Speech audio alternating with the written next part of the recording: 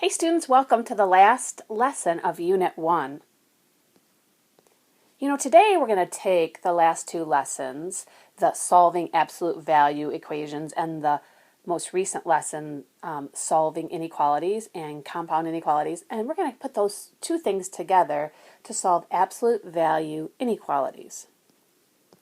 So I thought we'd start off with a little review of what absolute value means. So remember, we talked about the absolute value of a number being its distance away from 0.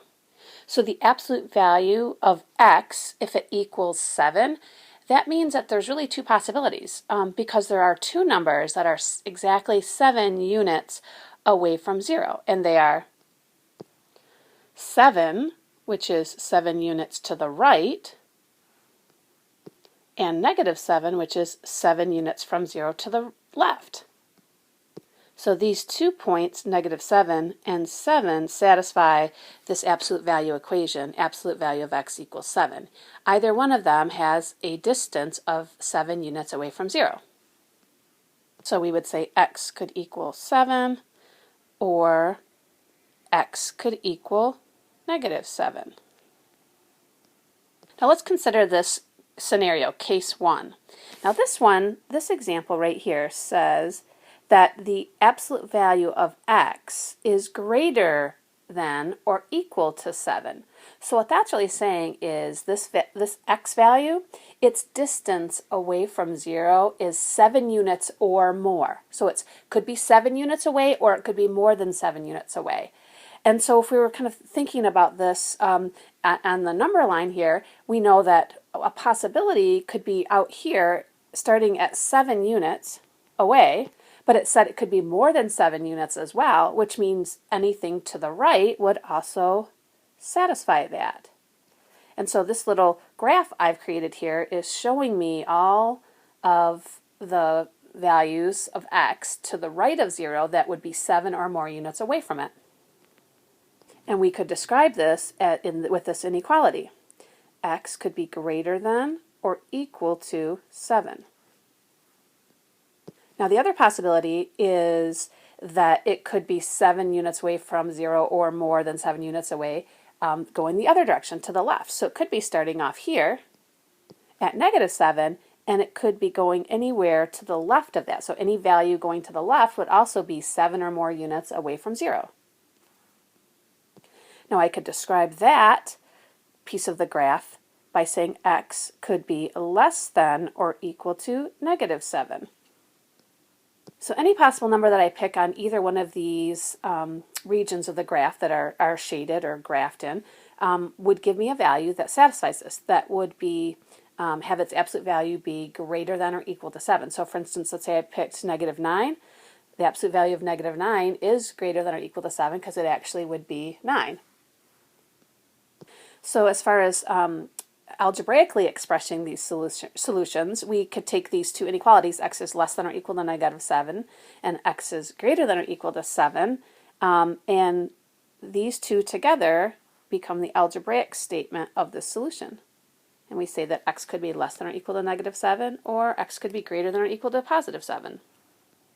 And using our interval notation, it would look like this. We know that the left-hand part of the graph could be written in this way: -infinity up to -7. We want to include -7 because there's a solid dot there, so, or equal to, but we can't include the -infinity. And then the one on the right, we could describe starting at 7 and going up to +infinity. Can't actually get to +infinity, so the parenthesis shows that we're not including that endpoint, but of course we can include the 7 because that does satisfy that original inequality. And remember, then we can say or union between these two intervals. Now remember, when we were solving inequalities, when we had graphs that looked like this with these two separate pieces and using the keyword or, we called these disjunctions. And that was associated with the word or. And so it turns out that when we have an inequality utilizing the greater sign or the greater than or equal to, notice I'm emphasizing the or part, that it turns out to be a disjunction where we would have two separate intervals, two separate pieces of the graph, two separate inequalities to describe the solution set. So I know that I solved the greater part or greater incorrectly. It should be ER, but the reason why I did that is because if we really emphasize the or part, greater, we'll remember that when we have greater or greater than or equal to, that will be a disjunction. It'll turn out that the solution set will be a disjunction, two separate inequalities, two separate pieces of the graph.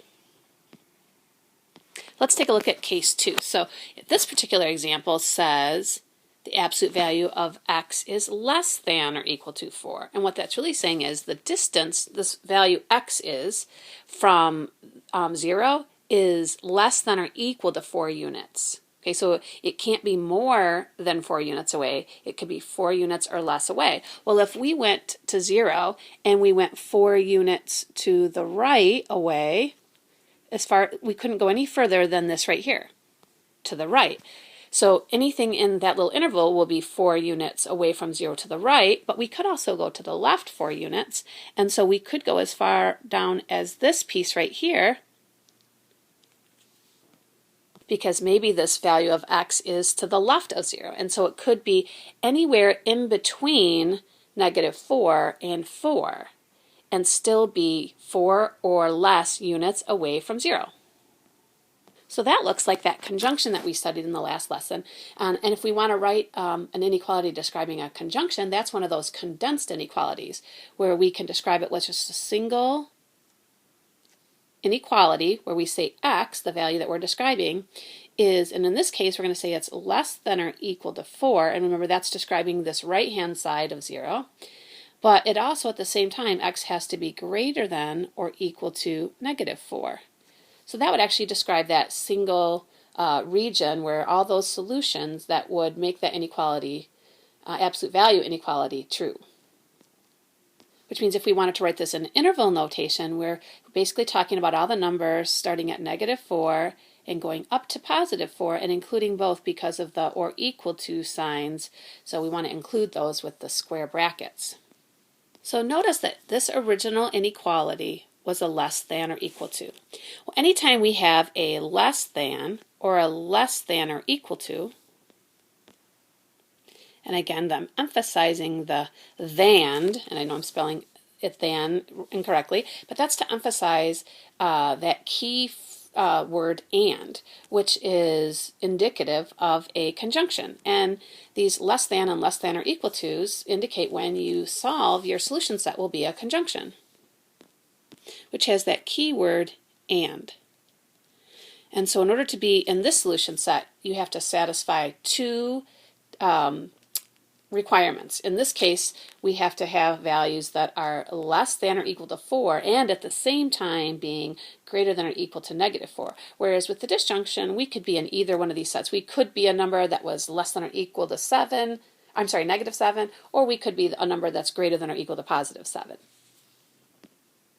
So what does this mean? Well, what this means is, in effect, that absolute value inequalities are actually compound inequalities. Now, when we solve these absolute value inequalities, we can follow 4 main steps. So let's review those steps now. So as our absolute value inequalities get more complicated, because obviously the original 2 examples did not really have anything to do in terms of actually doing the solving steps. But step 1 will be to isolate the absolute value expression. So we'll be done with this absolute value inequality. The first step is to try to get apart with the absolute value around it by itself. The next step is going to be to create these 2 cases. We're going to use the KISS method, which is keep it, switch it, switch it. Okay? And so you may have heard the KISS method before. It's like keep it simple, stupid, or something. We use that idea. But the KISS method is keep it, and then switch, switch. We'll talk more about what that looks like in practice. Step 3 is to solve both inequalities, And finally, to graph your solutions and write your answer in this interval notation that we've talked about. So taking a look at example number 1, it says the absolute value of x plus 6 is greater than 7. So if I was kind of thinking ahead of time and kind of planning out what I think this is going to be, this was a greater, so I'm thinking it's going to be an or, which means I can anticipate this is going to be two separate sections of the graph, and this is going to be a disjunction. So let's see if we can walk through these 4 steps. Step 1 says to isolate the absolute value. Well, it's already been isolated. It's all by itself on one side of the inequality. And then step 2 says to create 2 cases using the KISS method. Now, what we mean by that is we want to look at this as if it was just this inequality, but without the absolute value. So what we can do is we can say, we're going to pretend like it's x plus 6 is greater than 7, but then because this is an or, we're going to say or. We're going to use the KISS method to keep it. So keep the what was in the absolute value. And that's just the same, but then switch and switch, which means switch the inequality around the other way. So instead of being the greater, we're going to do less than, and then switch the sign of the 7, so to -7. And this creates our 2 cases that we're going to solve. And now we can just solve the separate inequalities and then graph our solutions. So to solve, in both cases, is going to be the same, but it's going to turn out to give us a different interval. So the first one would be subtracting 6 would give us x is greater than 1. But then the other possibility is if we subtract 6, we would get x is less than -13. So these are our 2 possibilities. This is where we're going to find x values that when we substitute back into this original inequality will make it true. So to graph this, all we really have to do is locate our 2 key points. So one is at x is greater than 1. So we want to put an open dot to indicate we don't, that doesn't look very open. Open dot to say we want to include it. Arrow to the right to show where they're greater. For the x is less than -13, we're going to put an open dot at -13. Arrow to the left. Our algebraic solution is just simply this x is greater than 1 or x is less than -13. And finally, we just need to write this in interval notation. So to do that, we're going to just take each separate piece of the graph and write it as an interval. So starting at -infinity, going up to -13. And we don't want to include either endpoint, so we're going to use parentheses on those. And then starting at +1, but not actually starting at +1, just past +1, and going up to +infinity. Again, neither endpoint is included. And then again, you can use either the or the union symbol, which is indicating that both sets are solutions to the original inequality. So again, this one would be solved just like we did a disjunction. So we're going to say this one is a disjunction absolute value inequality, which should make number 2 a conjunction, because notice this one has a less than, and we associate and with conjunction. Now we can use those exact same 4 steps. Step 1 is isolate the absolute value. Well, in this case, these are a little easier ones. It's already been isolated, so step 1's done. The second step is to create the 2 cases. So my first case would be to just keep it exactly the same. So we want to rewrite it as if the absolute value wasn't there. 2v minus 3 is less than 19. And then we're going to rewrite it so that we switch and switch. 2v minus 3, we switch the inequality to the other direction, so now we make it a greater than, and we switch the 19 to be a -19. So switch and switch. So keep, switch, and switch. Because we know this one's a conjunction, this is going to be an and, so we kind of can anticipate that our solution set in almost all cases should be a single interval that we can write as a condensed inequality. Let's go ahead and quick solve both of these. So in each case, we're going to be adding 3 to both sides. And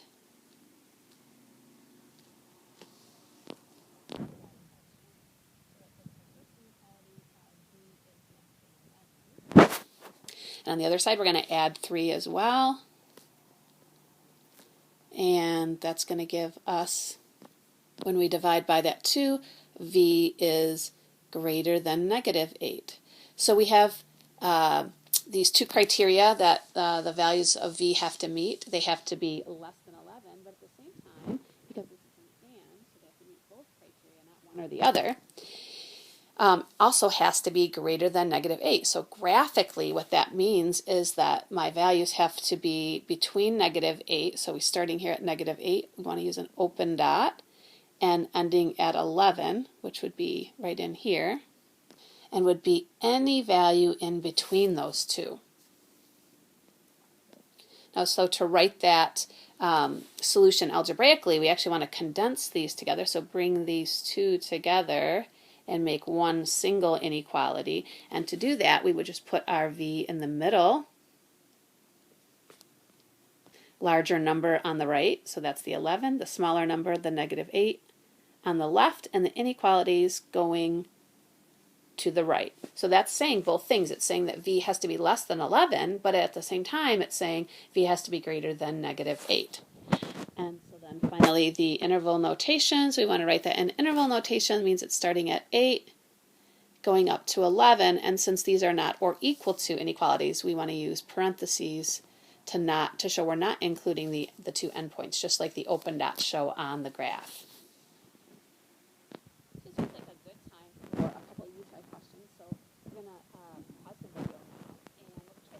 Or as you try questions, when you've completed those two, tune back in and we can check your answers. And just keep in mind that these are or equal to ones, so that just will affect dot style and maybe your brackets on your interval notation. So pause the video now and complete question number 3 and 4.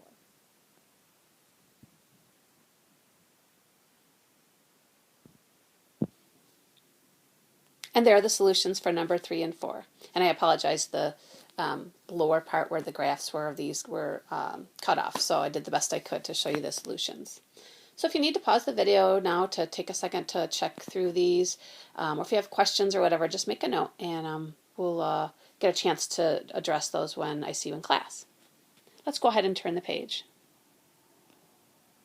So the next set of examples are really just a continuation of what we've been doing, but just maybe with a little bit more complicated inequalities to begin with. So we're going to pick a couple of these to do together and leave a couple for potential you try questions. So I think we'll do 6 and 7 together. So thinking about the steps that we go through, in number 6 it says to isolate the absolute value. Well, this is the first time we actually have had to enlist that step. So we don't have the absolute value by itself yet. So we're going to go ahead and get rid of that plus 3 off the end by subtracting that, and that leaves us with this inequality. Now at this point I can address whether this is a conjunction or a disjunction, whether this is an and or an or. And because I've isolated the absolute value, you always want to be careful to wait to do that till you have the absolute value all by itself. So that actually turns out to be, with the variable on the left-hand side, is read as a less than or equal to. So than, this is an and, so we can anticipate that this will be one of those conjunctions. But regardless, the way that we solve is still the same. We want to use that to keep the original, but just drop the absolute value. That's our first one. So 8a plus 10 is less than or equal to 22. But then we want to switch and switch. So we take the 8a plus 10, and we want to switch the sign to make it now a greater than or equal to, and switch the sign on the 22 to a negative 22. Now because we know this one's going to be an and, we can put an and between those two inequalities. Now we solve them just the same. In the first one we're going to subtract 10, which leaves us with 8a is less than or equal to 12. And divide by 8 is going to give us a is less than or equal to 1.5. On the other one, we use the same steps, subtract 10, but this time when we subtract 10, we're subtracting it from negative 22, which gives us negative 32. Divide by 8, and a is greater than or equal to negative 4. Oh, and I'm very sorry. I just see that I made a mistake. These are not or equal to's. These are just, so I apologize for that. We'll go back and fix those real quick. I misread the inequality from the start. I thought it was an or equal to, but it was just strictly a less than. So we'll have to get rid of the equal to's on these.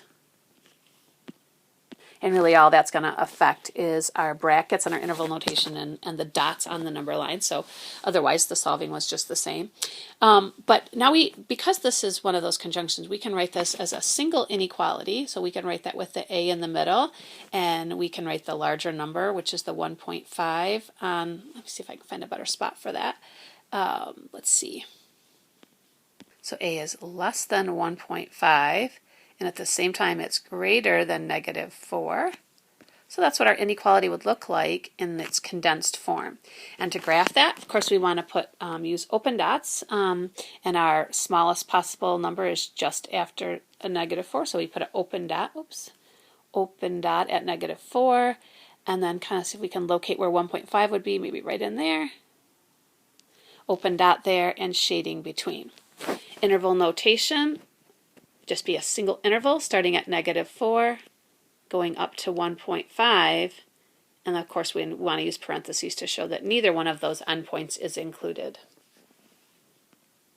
And one last example, number 7. Now I saved this one to do together because this can be a little bit tricky, and this is why I said you really want to wait until step 2, till after you've isolated the absolute value, to decide if this is a conjunction, a disjunction, whether this is an and or an or. Because our first step to isolate this absolute value is going to be to divide by -10. And remember, in inequalities, when we divide by a -10, that means we're going to have to take this inequality and switch the direction around.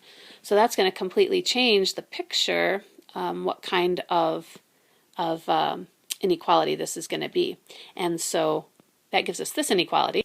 Absolute value of 2r minus 1 is greater than or equal to 6. So now that tells us this is an or a disjunction.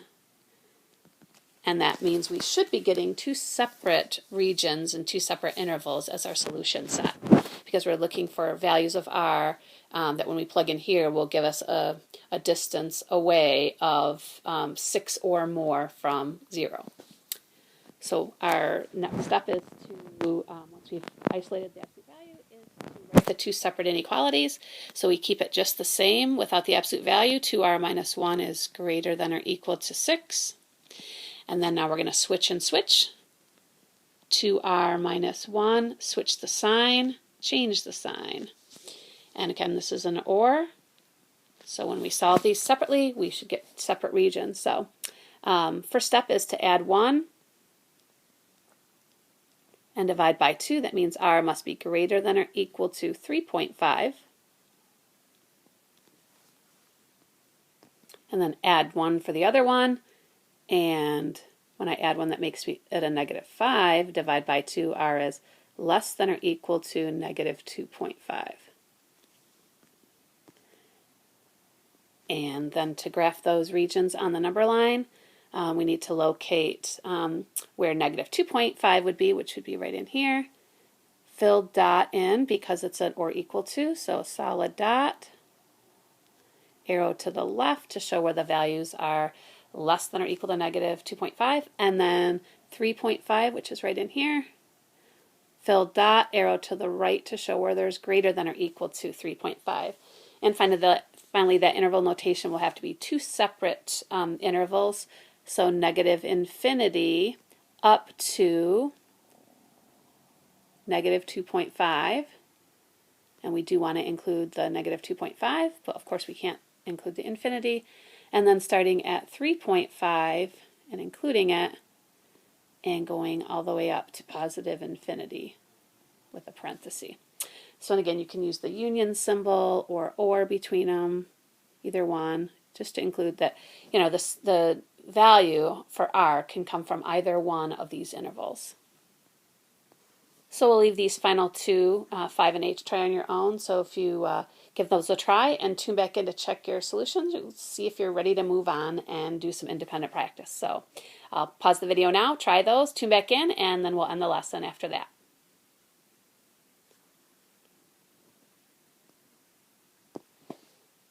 There's the solutions. And you can feel free to pause the video now so you can check your solutions, but this does end our lesson on absolute value inequalities. So I'll see you in class.